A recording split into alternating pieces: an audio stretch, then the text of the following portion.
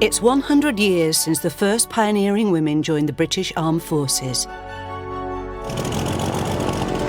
Today, women serve alongside men, together in combat, on the front line. If you can do it and you want to do it, you should be able to. To see how much things have changed, Love it! How do I look? 5 well-known faces revisit either their own... Morning, Mum. I'm the captain of HMS Call me Puncher. Mum, how sweet. Yeah. or a family member's military past. They just got stuck in. It was exciting, always intense. From defending land, sea, I don't want to go that way. and air. These are the extraordinary stories of a century of women at war.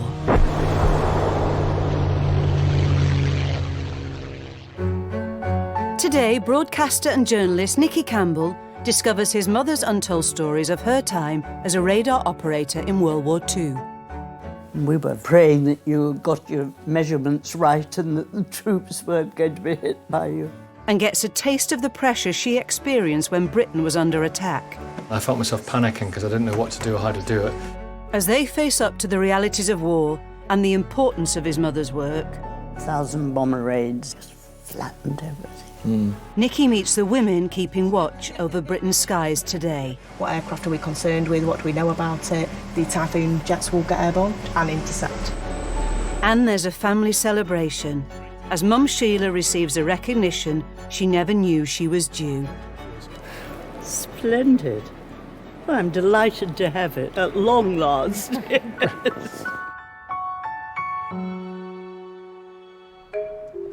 It's 5 Live Breakfast, and it is Thursday morning. What if your child is? For 3 decades, Nicky Campbell has been one of Britain's best-known broadcasters, hosting some of the biggest shows on radio and TV. Text us on 85058, and we'll be having a look at your comments on social media at BBC 5 Live. Join in the debate. But today, he's facing one of his most challenging interviewees to date, his mum, who spent 3 years in the forces from 1942.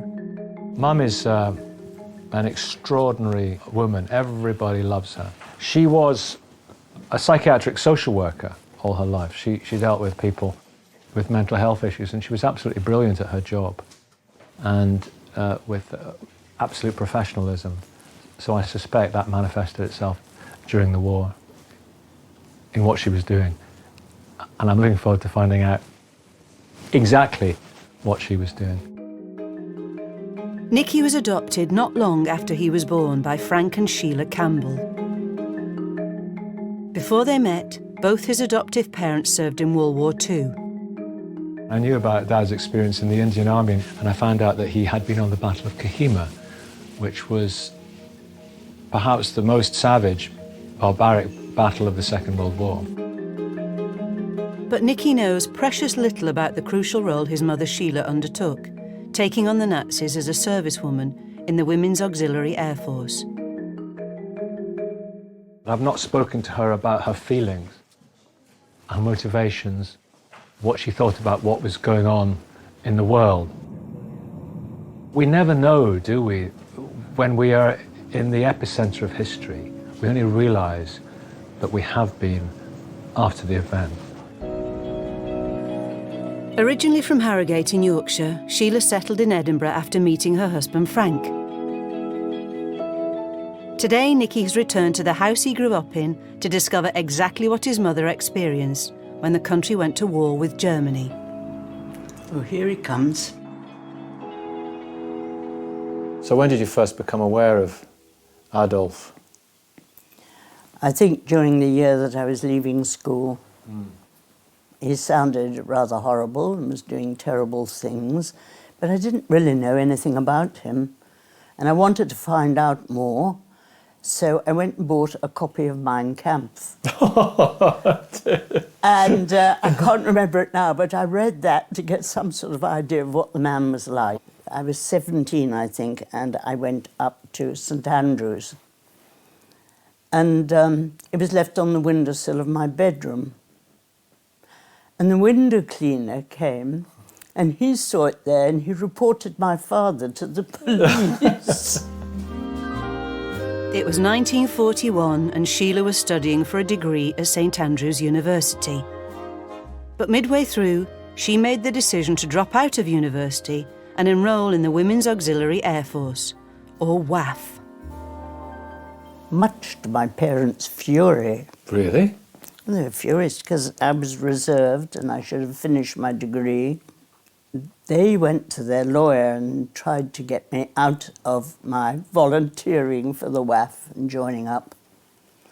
But they couldn't, so I travelled off to the WAAF. Did you feel that you were part of a cause, defending the country, helping the effort Yes, against Hitler? Definitely. And the excitement of it all and being with a group of others. Sheila was selected to become a radar operator, helping to track the enemy bombers attacking Britain's cities. Do you remember the feeling of intensity? Yes, it was exciting, always intense. And one played hard in between. You know, when you were off duty, you went to dances, you went here and there, you went out drinking. This women-only corps that Sheila joined was the successor to the Women's Royal Air Force, created towards the end of World War I and disbanded not long after. It formed again on the eve of World War II to recruit women to fill posts as clerks, kitchen orderlies and drivers. Not only from the British Isles, but from all over the Empire, there are girls serving with the Royal Air Force, and thus they've enabled hundreds of men to be released for operational duties. But as the war progressed, the work they undertook diversified. Many, like Sheila, took on the role of gathering intelligence. From the code breakers to the mechanics, every woman who's signed up to the forces over the last 100 years has played a crucial role. And some details, like their service number, stay with them forever. Sheila Locke, 2135200, leading aircraft woman. 2142733. I was Captain Paula Crozer-Neely, service number 549705. 460293. Never forget that. You never do. Being back in Edinburgh and hearing his mother's war stories has inspired Nicky to visit a memorial in the city to all the men and women who served. So this is the section commemorating women in war. Those from Australia, those from New Zealand, women's services, civilians. Looking at surnames that I'm just so familiar with, having grown up in Edinburgh. I feel profoundly moved when I come to these places, and one can't but feel a sense of reverence. And to discover more about Sheila's own experiences, Nicky's been given a diary kept at that time.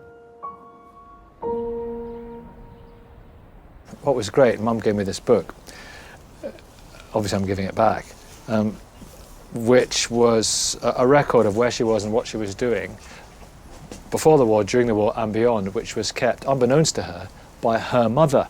And so this is, actually from a family point of view, invaluable. So where was she?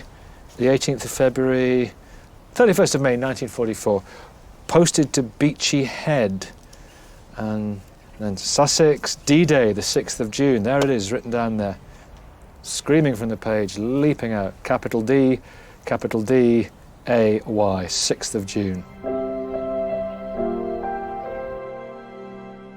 To get a clearer understanding of Sheila's role in such landmark events, Nicky is meeting historian Dr. Lindsay Robb, who's a specialist in the social and cultural history of Britain during the Second World War. So, Lindsay, this is Mum's record of service, her diary of service. Interesting, that's Morecambe, where I did my marching. If you look just before that, she's got a week in Gloucester. A week, yeah. It would be her initial depot, where they go and they get uniforms, they are given inoculations and a medical.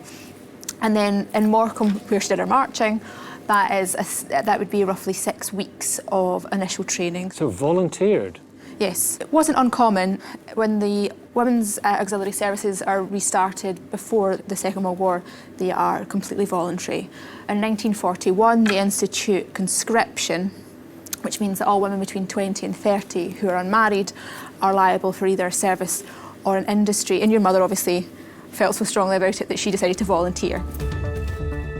Sheila's work as a radar operator was a role in which men and women often work side by side in the operations room, helping to make Allied aircraft stay one step ahead of the enemy. It was essential work, but in keeping with the prevailing attitudes of the times, it also kept women well away from face-to-face combat. In the Second World War, the combat taboo is incredibly strong. You know, women could not take up arms. The most obvious example is anti-aircraft batteries, which actually comes under the Auxiliary Territorial Service. And they could maintain the gun, they could load the gun, but they could not fire the gun. So they very carefully in the Second World War keep women from anything that would mean that they themselves would have to fire a weapon. But even with the ban on taking up arms, many women were still in the line of fire doing the jobs they were tasked to do. How many women were killed? Roughly in the WAF, 730.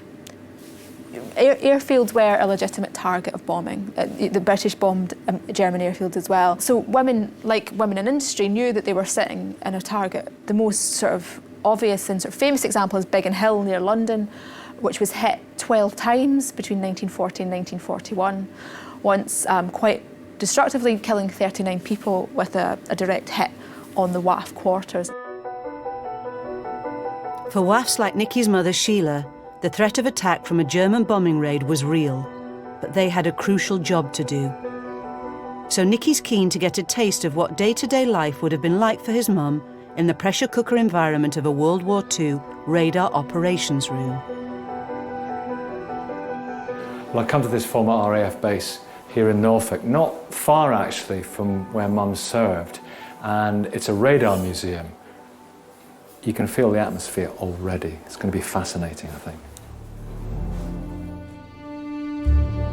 George Taylor is a volunteer at the museum, after himself working as a radar operator during the Cold War.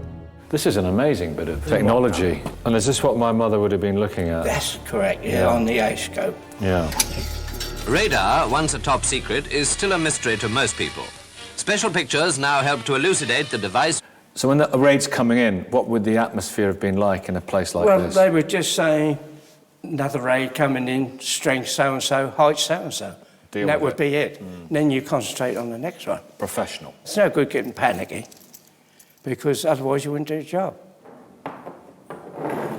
This is a scenario that people will recognise from the movies, I think. Yeah. So how did it exactly work? You'd have about 15 WAFs around a table like this, and they'd all be getting information in from different radar stations and plotting it on this table.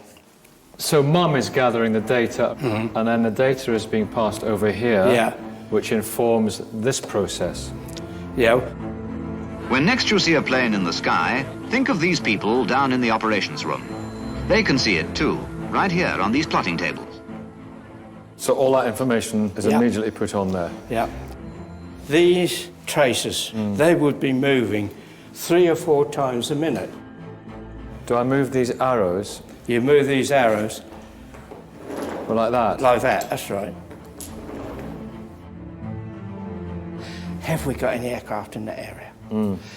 Answer come back, no. That would have told the plotter it was hostile. So what we had to do then is scramble aircraft to intercept it. Hopefully we shot 1 or 2 down.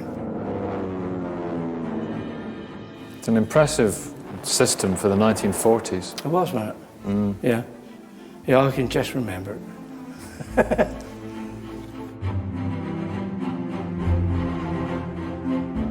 Having seen close up the equipment his mother would have used during the war, Nicky has come upon a diary written by a World War II radar operator that vividly reveals not just how closely the men and women worked together, but how tough a typical shift could be. Midnight. I've been on duty for 1 hour, and my eyes are telling me I should be in bed. But there's a long night ahead until we go off duty at 0800 hours. It must have been absolutely exhausting, the levels of concentration that were needed as well. What it brings home an account like this is the real atmosphere in there, and how frantic it was, how stressful it was, how important it was, and how actually this was a matter of life and death. I love the bit at the end, 11 p.m, get into pyjamas, clean teeth, wash, comb hair, and creep into bed.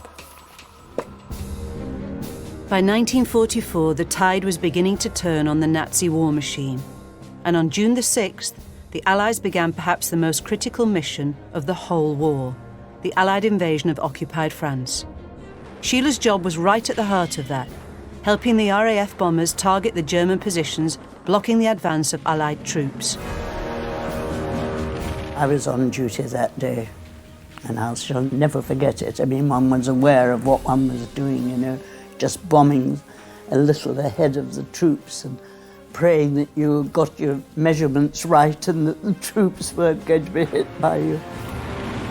Bombing behind the lines and supplying cover for our advancing armies are only an indication of the many jobs assigned to the air forces, while on the ground, the advance continues. As the Allies battled their way through France, Sheila and her female colleagues expected to be in the mobile operations room that followed the British advance. But they were left behind. And then the annoying thing was, of course, they sent all the men and none of the women. And we were very angry. Were you? Yes, furious.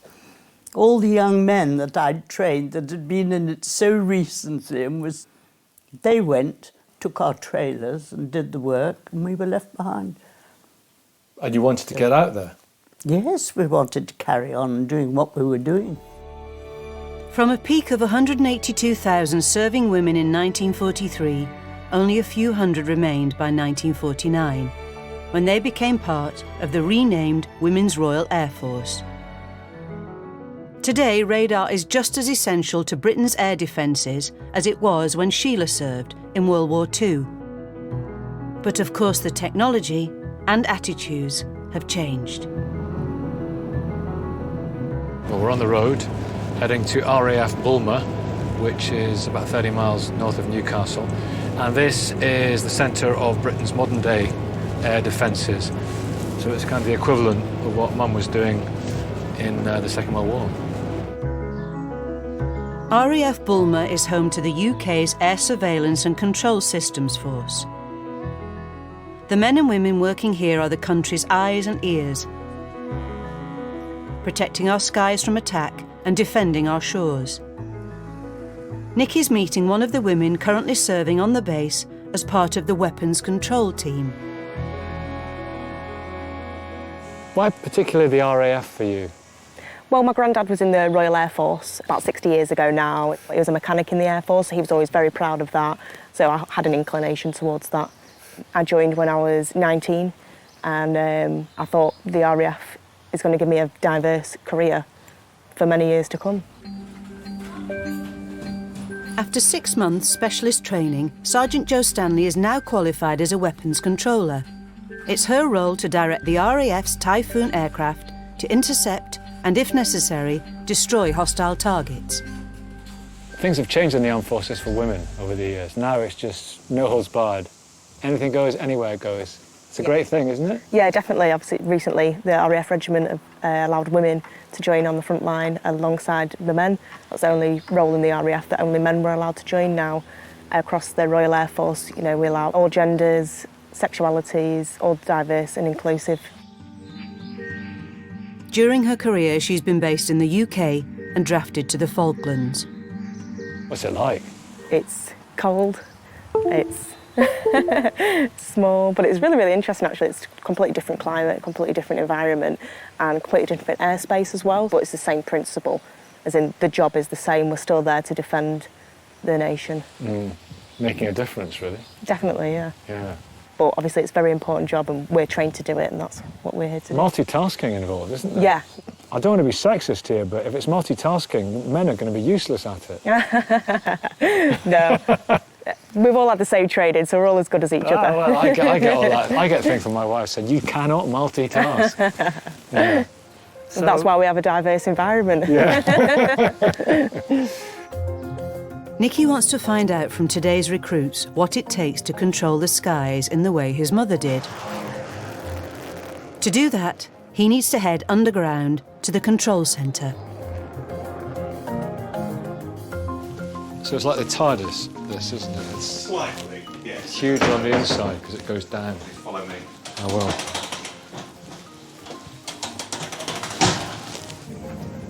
It's quite chilly.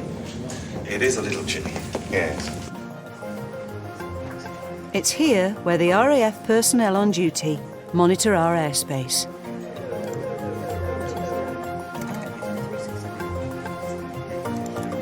Even in times of peace, the RAF Air Surveillance and Control Crew work around the clock, 365 days a year.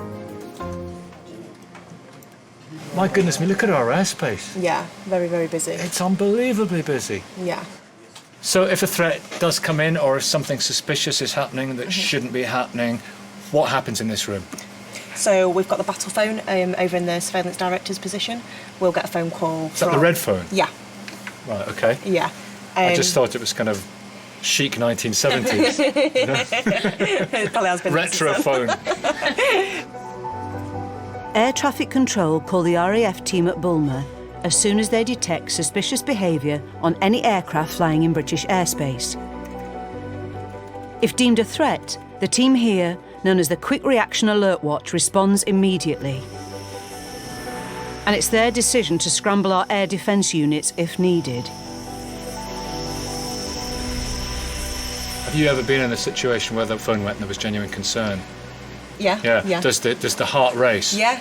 Wherever I am in the bunker, I've got to run here, get my headset on, I've got to find out the information. What aircraft are we concerned with? What do we know about it? So the atmosphere would be of urgent, efficient, controlled professionalism.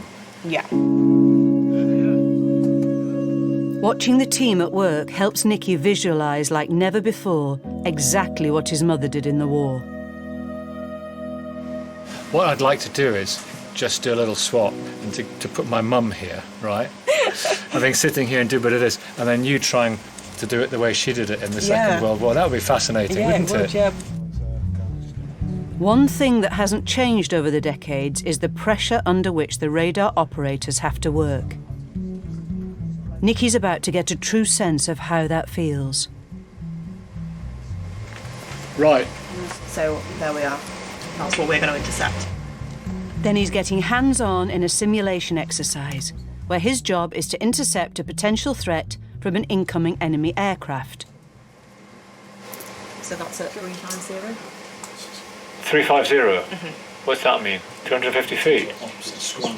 No, 35,000 feet. 35,000 feet. I was just thinking, we've got a bad situation going on here. 35,000. So what do we do now? We're waiting for the QRA jet to get airborne. All right, we're scrambling our jets. Yeah. When Nicky's mother Sheila first sat in front of a similar screen during World War II, the threat was very real.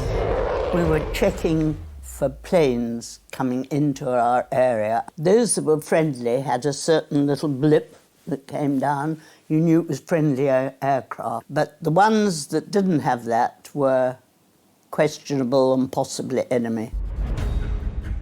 But without his mother's training, Nicky's struggling to keep up. Phase ringing the actual supervisor. Hello? Hi Nicky, it's the allocator. We're a bit concerned about this aircraft, so I'd like you to go faster. I'd like you to ask QRA-1 to go gate. QRA-1, go gate, please. Osprey QRA-1, going gate. What does it mean, go gate? Supersonic. That's interesting. Yeah. The language. Yeah. I felt myself panicking because I didn't know what to do or how to do it. Joe was brilliant in instructing me. Initially I found it really complicated and confusing, but as it went on, I also found it complicated and confusing. They don't know we're coming, they can't see us, we've not flown in front of it. That final turn's going to put it right in behind in order for the Typhoon to carry out whatever mission it's been assigned to. We've achieved our mission. Well done, QRA-1. Thank you, controller. The professionalism of Joe and Larry and their cool, calm confidence in actually addressing the job in hand was just magnificent. It's not just training, it's I think something inside them as well, something brings out the best in people, I think. It was really impressive. Come home, let's have a gin. Will do. Will come. Very good. Brilliant. I can see how there's so much training going into it.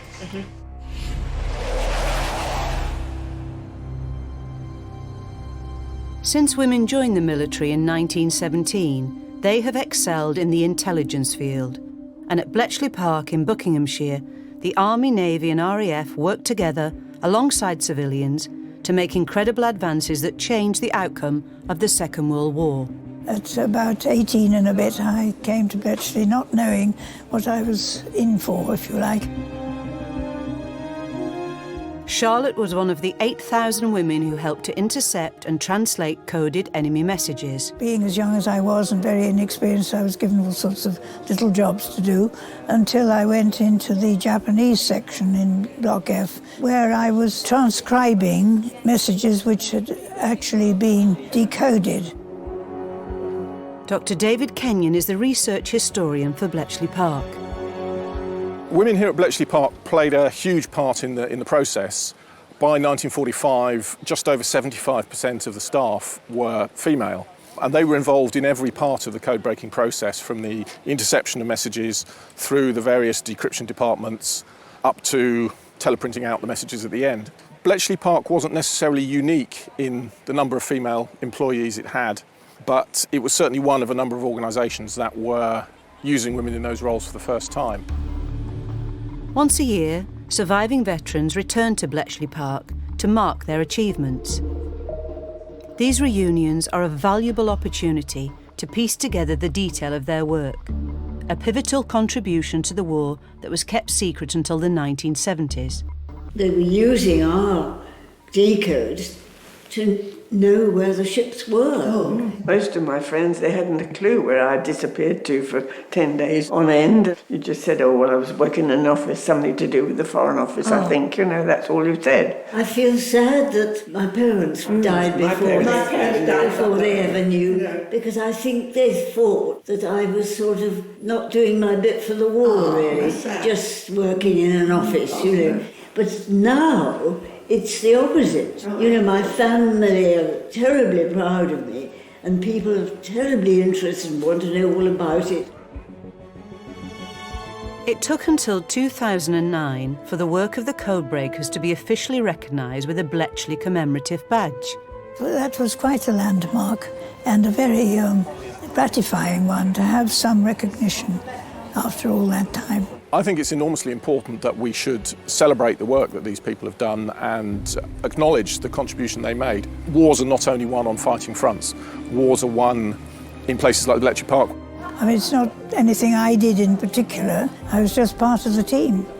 And as a team, yes, very proud of it.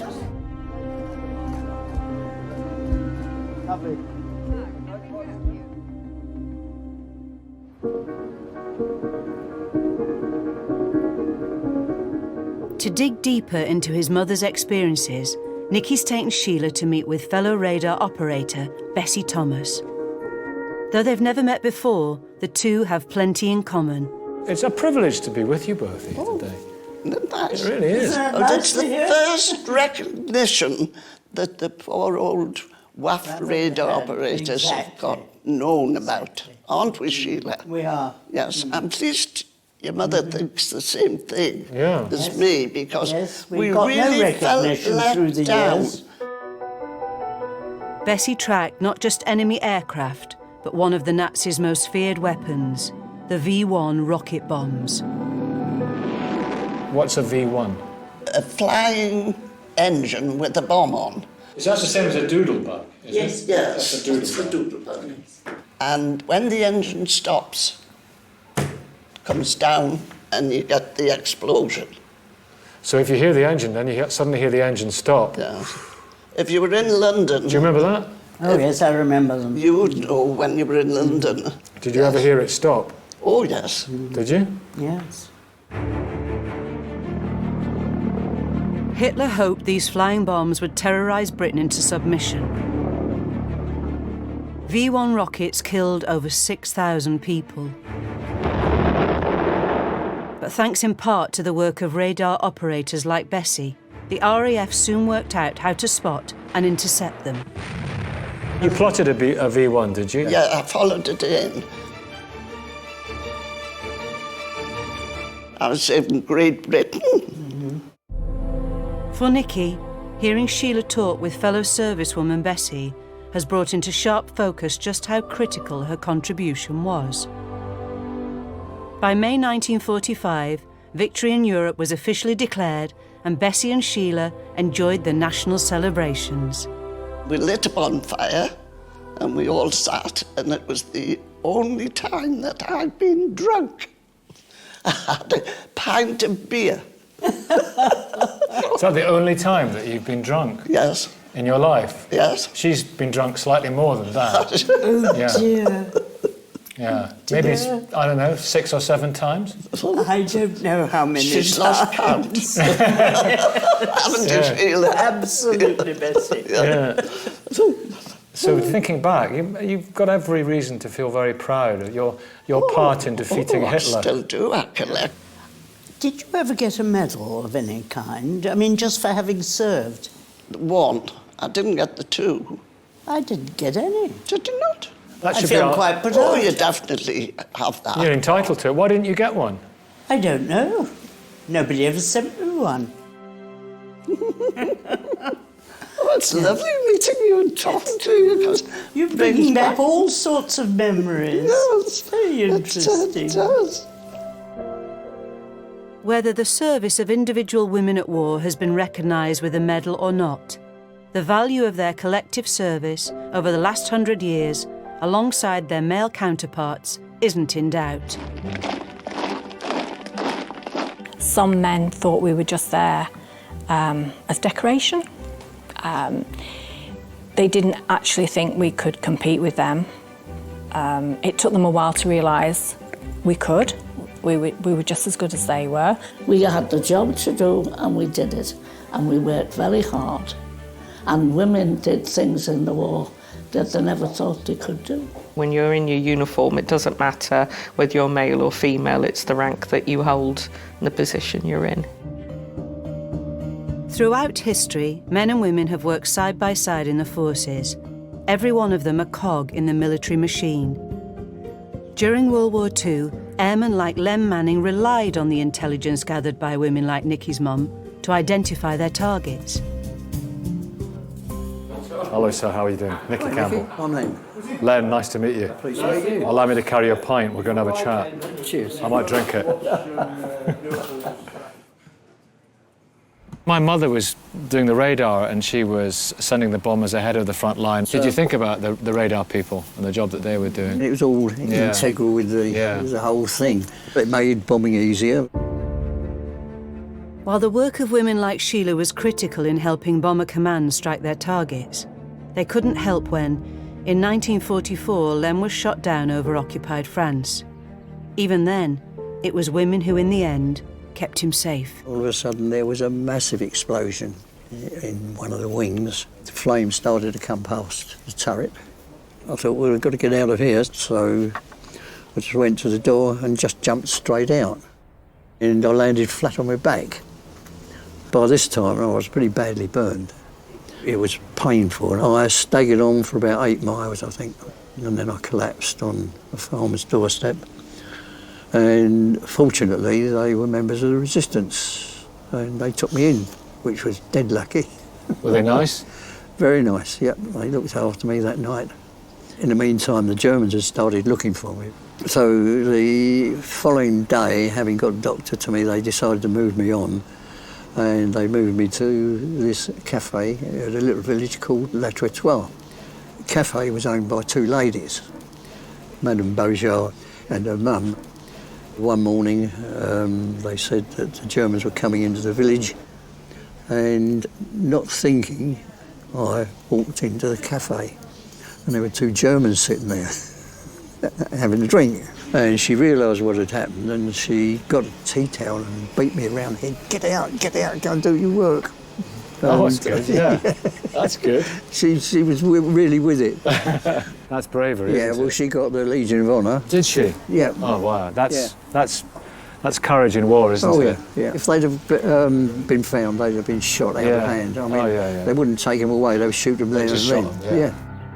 Len spent 3 months being hidden by the women at the cafe until the Americans arrived, driving out the Nazis for good.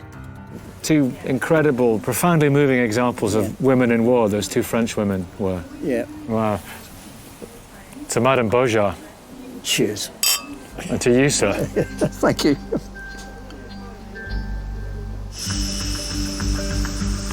A century since women joined the military, the RAF is the first force to open 100% of its roles to women. In today's Air Force, they also train alongside men from the day they join. The best way of finding out about someone is to do a training course with them that's physically demanding. When you're tired and you're grumpy and you really need a cup of tea, then that's when you see a real person. Women still only account for 14% of the RAF personnel, but unlike when the force formed, they are now on a level playing field. I'm expected to be at the same standard of training as the men are, and therefore if I'd trained with only females, they would never know what my training involved. Opening combat roles to women has sparked controversy, and a retired Army colonel has spoken out against the move, believing women in combat will reduce the capabilities of the troops. And a truly balanced force could be a long way off. I don't think that trying to make the Air Force 50-50 would necessarily work, because you won't necessarily get 50% of all males from all backgrounds that want to join either. It's a personality type. But fighting alongside men means women in the forces have to be prepared for the horrors of conflict too.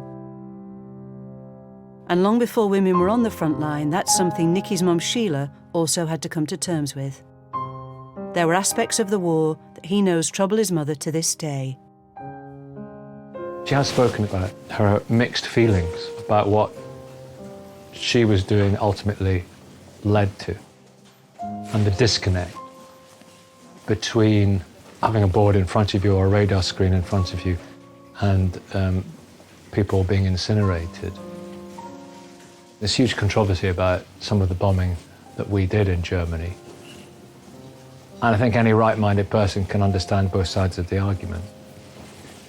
How much was necessary, how much was proportionate, how much was stuff that happens in war. Disrupting the industrial might of the Nazi war machine was the chief aim of the RAF raids into Germany. But the homes of civilians were destroyed too. We were supposed to be precise, but winds changed and perhaps our accuracy and our measurements wasn't as perfect. And the 1,000 bomber raids just flattened everything. In February 1945, up to 25,000 civilians died during the bombing of the German city of Dresden. What did you think about that? People dying? That's the thing. It was like a game. You didn't think of people. We never thought of the people that stayed there. It was a precision game of bombing. The fact that people were involved or lived in some of the places we were bombing, I mean, just never entered our heads, or we didn't think about it. Didn't you? Yeah. But then there were civilians, weren't there? Well, we never thought about those. Or at least, if anybody did, it was never discussed, never talked about. If somebody had raised it, would it have been shot down, if you like? Not the thing to do? I don't know. You never discussed it? It would have been difficult to carry on, in a way. You know, to do the job. You couldn't entertain the thought, no? When did you start thinking about that? Not till way after the war. It's all such a long time ago. Like many people who've served their country through war, Sheila Campbell has mixed feelings about some of the things she was called to do. but she had a job to do. And her role in the WAF and the Allied victory has always been a source of great pride and personal satisfaction. Since women first joined the military in 1917, their service in conflicts from World War I to Afghanistan today has often resulted in them being awarded a medal. Sheila never received one, but now that's about to change. Today, Group Captain Gus Wells has invited the Campbell family to the RAF Museum in Hendon. Hello, family. How are you? And it's his privilege to invest Sheila with the war medal she never received, recognising her service to the WAF. What the hell are you doing here? On behalf of the Royal Air Force, it's a pleasure and actually a privilege as well to be able to present you with this long overdue 1939-45 medal. The work that you and your contemporaries did throughout the war is very much part of our heritage, and it guides what we do today. So you really are an inspiration to us all. Thank you very much indeed. Oh my goodness, at last! How lovely!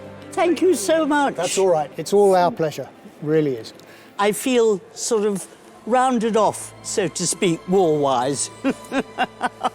Completion. Completion of the war, yes, the war is over. Well, that's just a perfect ending, isn't it? Wonderful. I'm delighted. I never thought I'd ever see it. For the youngest member of the Campbell family, as well as being an opportunity to celebrate her grandmother, it's a valuable insight into the part women have played in Britain's armed forces. She was such a pioneer for what she did in the war. Even though I've studied it at school, I didn't realise how much they really affected the war effort, and without them, it could have been a different story. She's really inspirational. And for Nicky, this proud moment is more than just a tribute to his mother.